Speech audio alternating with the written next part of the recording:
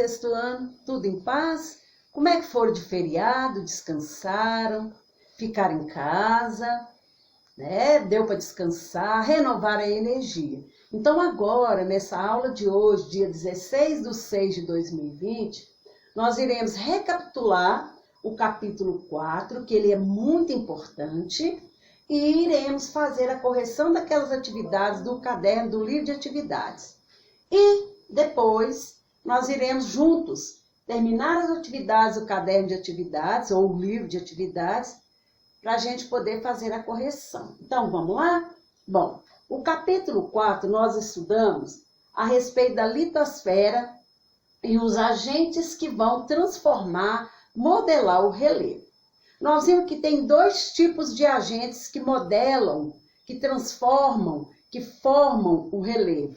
Os agentes internos, ou chamados endógenos, que vem lá do interior da Terra, aquela energia que está presa lá dentro, está aprisionada, que quer ser liberada, que é formada através do tectonismo, o vulcanismo e o terremoto, e os agentes externos, que atuam aqui na crosta terrestre, modelando o relevo da litosfera, que são chamados agentes externos ou exógenos.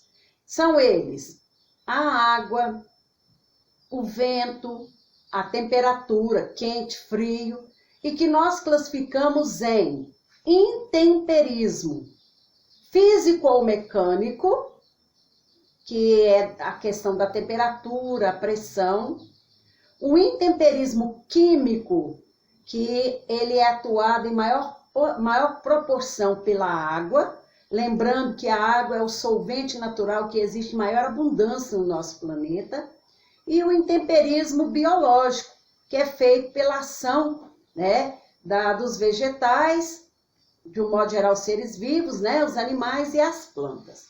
Bom, ainda vimos que, como tectonismo, nós vamos ter o conjunto de processos que são lentos, que se formaram por milhões de anos, né, e que são aquelas forças geradas lá no interior da Terra. Orogenia é a formação das grandes montanhas que estão aqui no nosso relevo, né? As dobras, as falhas. Lembrando que existem duas falhas muito famosas, que é a falha de San Andreas e a falha do Rift Valley ou do Vale do Rift, lá na África. A de San Andreas, lá nos Estados Unidos, na Califórnia. Dobramentos modernos é aquele processo orogênico que ocorreu lá no período terciário, na era Cenozoica, entre aproximadamente 65 e 2 milhões de anos passados, e onde se formaram as grandes cordilheiras. Dentre elas, nós podemos citar Himalaia, que está lá na Ásia, a Cordilheira dos Andes, que está aqui na América do Sul, a parte que é banhada pelo Pacífico, os Alpes, que ocorrem lá na Europa, o Cáucaso, que também está no continente eurasiático, e também nós podemos falar as montanhas rochosas, que são encontradas na América do Norte, também na parte oeste. Em detalhe, né, a gente pode chamar a atenção aqui, que é uma curiosidade muito grande, todo o relevo do oeste do continente americano, norte, central e sul, ele é um relevo formado de cadeias de montanhas rochosas, montanhas recentes, montanhas jovens, tá certo? Depois nós vamos falar dos dobramentos antigos. É um processo de orogênese, ou orogenia, que o relevo já foi desgastado, né? Ele formou em períodos anteriores ao terciário, então, geologicamente, ele é um relevo mais antigo, e onde a erosão já trabalhou parte desse relevo. Bom, nós vamos falar também que os terremotos são forças liberadas pela energia contida no interior da Terra, que a energia vai propagar como se fossem ondas e que vai ocorrer em determinados locais, onde ocorre onde há instabilidade geológica. A questão das placas tectônicas que nós já vimos, né? Existem duas maneiras de nós medirmos a quantidade, a intensidade, vamos dizer assim, de um terremoto. Até o século XIX, eles desenvolveram uma maneira de medir que ficou chamada de escala de Mercalli, né? E a medição era causada de acordo com o dano que o terremoto causava. Já no século XX, né, um cientista chamado Charles Richter, ele fez um método, ele elaborou um método científico e que ele baseou em um grande sismógrafo, parece com um rolo compressor, e onde vai medir a intensidade desse terremoto. Então aí ficou mais real, ficou mais dentro do que vai realmente estar acontecendo. Existem duas maneiras da gente falar onde ocorre um terremoto. O chamado hipocentro e epicentro. Hipocentro é o local exato dentro da crosta terrestre onde ocorreu o terremoto. É o local onde iniciou. O epicentro é o ponto que está na superfície, né, onde vai propagar as ondas e vai sentir o abalo, né, onde vai ocorrer o tremor. Vimos também que o vulcanismo é um agente endógeno e por onde vai ser liberado o magma. Esse magma vai chegar até a superfície, formando posteriormente as chamadas rochas magmáticas, correto? O que sai do vulcão a gente chama de lava, né, que é o magma em estado pastoso. E vimos também que através desses elementos endógenos, os internos, nós formamos também o relevo do assoalho oceânico. E tem lá uma parte que é chamada de dorsais meso-oceânicas, que são imensas cordilheiras que estão submersas. Então, nós temos uma chamada mesoatlântica, que ela vai cortar o Atlântico de norte a sul. E ela é característica lá no país que está entre a América do Norte e a Europa, chamada Islândia. Então, essa forma de relevo, nessas dorsais que ocorrem, que é formado por cordilheiras, ocorre exatamente pelas forças endógenas. Existe um local no globo terrestre que nós chamamos de anel de fogo ou círculo de fogo do Pacífico. É onde nós vamos ter maior quantidade de vulcões ativos. E dentre os vulcões mais ativos da atualidade, nós podemos destacar um que é o Kilauea, que é um vulcão ativo lá do arquipélago do Havaí, tá certo? Bom, gente, nós vimos que o intemperismo ele pode ser agrupado de três maneiras: físico, mecânico, físico ou mecânico, o intemperismo químico e o intemperismo biológico.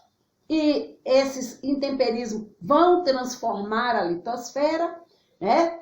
E nós sabemos também que muitas das vezes o próprio homem, a própria atuação do homem pode ser causador, né? Pode danificar toda uma área de litosfera, de rocha, formada de rochas e minerais. Ok? Demos uma recordada, recapitulamos o capítulo e agora, com o seu livro de atividades em mãos, vamos para a página 14. Questão número 1. Nas lacunas a seguir, você vai marcar I para agentes internos e E para agentes externos, modificadores do relevo. Tectonismo interno, então letra I. Erosão glacial causada pelo gelo, ação do gelo, o derretimento das geleiras, agente externo, então letra E. Intemperismo químico, também é. Ação humana, que é a mais danosa de todos, é. Vulcanismo, agente interno, letra I. Erosão pluvial, letra E. Erosão eólica, letra E. Intemperismo físico, erosão marinha, que é das ondas e as marés, letra E. Terremoto, letra I. e erosão fluvial, letra E. Então, a número 1 está corrigida. A 2, na questão número 2, nós temos uma imagem aí que é de um vulcão lá na Sicília, que é uma ilha que pertence à Itália, ao sul da Itália, que é chamado de Monte Etna. E o vulcão também é chamado de Etna. Então, está mostrando para nós a beleza dele. Beleza vista de longe. Que somente os vulcanólogos, que são pessoas que estudam os vulcões, que estão preparadas para poder chegar próximo, a esses vulcões. Então, está perguntando o seguinte, além da lava, que outros materiais são liberados pelos vulcões? Então, olha bem, gases, muitos gases, cinzas e fragmentos sólidos, chamados de lapilli. 3. Essa número 3 aí, ela é pessoal, mas nós vamos fazer o comentário dela, tá certo? O vulcanismo pode gerar bons lucros ao turismo. Presta bastante atenção. Não se trata apenas de observar o vulcão em atividade, que eu já contei para vocês, tem que ser pessoas preparadas, que saibam lidar se alguma coisa sair fora do controle. São os vulcanólogos. Nós não podemos chegar e ficar beirando o vulcão em atividade. Primeiro, os gases tóxicos e a cinza que ele solta antes de soltar lá, pode levar a gente a óbito, né? Perguntou o seguinte aqui, o que mais que a gente pode ter para tirar lucro de uma área de vulcão? E perguntou se nós conhecemos, né, alguma área que foi formada da atividade vulcânica. Então, aqui, a letra A da número 3, aqui na nossa região, né, aqui no Brasil, nós temos várias áreas de nascentes termais. Então, nós temos lá Caldas Novas, em Goiás, né? Nós temos Olímpia, em São Paulo, que a água brota quente, né? Lá do subsolo. Então, é porque no passado nós tivemos aqui uma quantidade muito grande de vulcões. Hoje não, né? Como eu falei para vocês, os vulcões, aqui no capítulo falou, mas é interessante a gente saber, eles se agrupam em 3 grandes grupos. Vulcões ativos, que são aqueles que estão sempre em atividade. O vulcão inativo, que é aquele que está adormecido e pode entrar em atividade a qualquer momento. E o vulcão inativo, aquele que não corre o risco dele entrar em atividade. Aqui no Brasil nós temos muitos resquícios que já houve vulcanismo. E, inclusive aqui em Minas Gerais tem uma cidade, e é uma cidade turística muito bonita por sinal, que é a cidade de Poços de Caldas. Quando você sobe a Cachoeira do Véu, você vai na parte mais alta da cidade, lá de cima você vai ver o sítio urbano de Poços de Caldas, dentro de uma cratera de vulcão. Tem perigo de entrar em extinção? Não. Aquele vulcão está extinto, tá certo? Então, perguntou se a gente conhece, né, algum balneário. Então, nós comentamos Caldas Novas, em Goiás, Lagoa Santa, também em Goiás. Temos Barra do Garça, no Mato Grosso, Olímpia, em São Paulo. A letra B pediu que você fizesse para nós uma pesquisa. E eu quero ouvir essa pesquisa depois, na hora que a gente estiver lá na nossa videoaula, tá certo? Número 4. Os agentes externos modificam o relevo destruindo e ao mesmo tempo construindo. Eles são destrutores e ao mesmo tempo construtores da paisagem. O rio, né? O vento vai desgastando, vai lapidando, vai causando a erosão, né?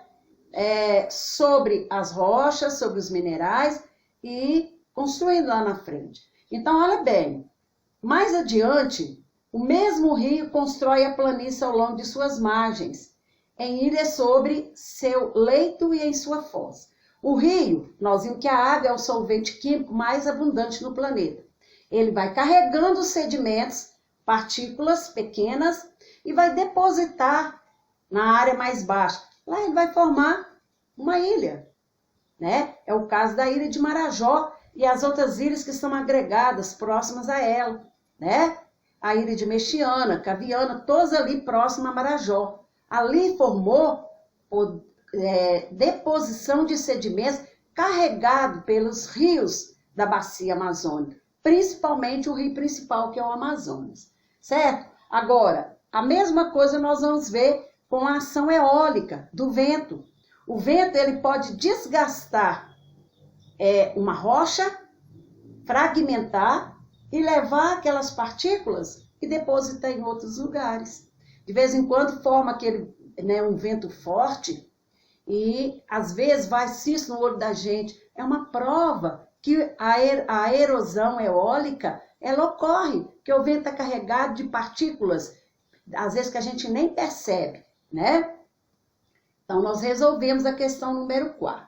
Observe a imagem de satélite a seguir, questão número 5.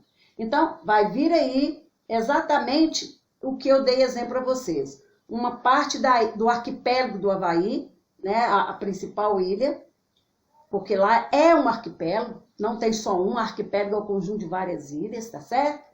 E pertence aos Estados Unidos, é um dos estados distantes do território estadunidense. Pediu para que nós observássemos e depois a gente respondesse, né? O que é um ponto quente? Um hotspot? O que é isso? É uma área situada sobre uma pluma de magma proveniente do manto, localizada no centro da placa, distante de suas margens ou de seus limites. Pluma de magma é massa de magma em ascensão, porque o vulcão está sempre em atividade, né? Sempre está aumentando aquela massa de magma que está ali. Letra B. Como é conhecida a faixa de ocorrência de intensa atividade sísmica e vulcânica no Oceano Pacífico, onde se localiza o arquipélago do Havaí? É conhecida como Anel ou Círculo de Fogo do Pacífico. Bom, vamos para a página 16, depois nós vamos dar um tempinho para vocês fazerem e para a gente fazer a correção das páginas 17, 18 e 19. Então, vamos lá. A questão número 6 está contando para nós uma obra de ficção de um autor, né, chamado Júlio Verne, e que ele escreveu em 1864, século XIX, uma obra intitulada Viagem ao Centro da Terra, né? Nós sabemos que realmente é ficção. É impossível nós irmos ao centro da Terra. Primeiro, as temperaturas altíssimas. Então, nós não iríamos conseguir chegar lá. Segundo, nós não íamos ter um acesso para chegar lá. Porque hoje já ficou comprovado que eles não têm um aparelho suficiente, uma broca suficiente para perfurar, né, esses canais. Hoje, o que eles já perfuraram maior foi de 15 quilômetros. Né? Então, como nós vamos chegar lá no fundo da Terra? Né? Lá no centro dela. Então, pediu para a gente explicar com bastante detalhe a diferença entre dos vulcões da Itália e os vulcões que ocorrem em outras regiões, no caso da Islândia. Então, lá na Itália, os vulcões que ocorrem lá, eles podem ser vulcões que vão lançar lava, cinza, os materiais sólidos e pode destruir. E os vulcões da Islândia são vulcões de construção. Eles constroem. Toda a ilha da Islândia só surgiu por causa do intenso vulcanismo que tem naquela região. Ok? Questão 7. A questão 7 nós temos duas imagens. Pediu para a gente analisá-las. Observe aí no seu livro. Quais são os principais agentes externos que escavaram e modelaram cada uma dessas paisagens? Imagem 1, erosão glacial, é o trabalho das geleiras. Imagem 2, erosão fluvial, trabalho dos rios. Letra B, explique como foi formado o Grand Canyon. É uma obra da natureza que a água, ela escavou. Inclusive, essa imagem 2 está aí. Então, o Grand Canyon, ele é localizado no sudoeste dos Estados Unidos, ele foi formado numa área de uma falha geológica e pela ação da água do Rio Colorado, tá certo? Então, o Rio Colorado desgastou essas rochas, foi escavando, né, aprofundando essa falha, formando gargantas, e por onde nós vamos ter esse grande cânion. Então, pela água fluvial, ok? Então, nós vamos dar um tempinho, vou dar aí para vocês um tempinho e já a gente volta fazendo a correção da segunda parte, ok?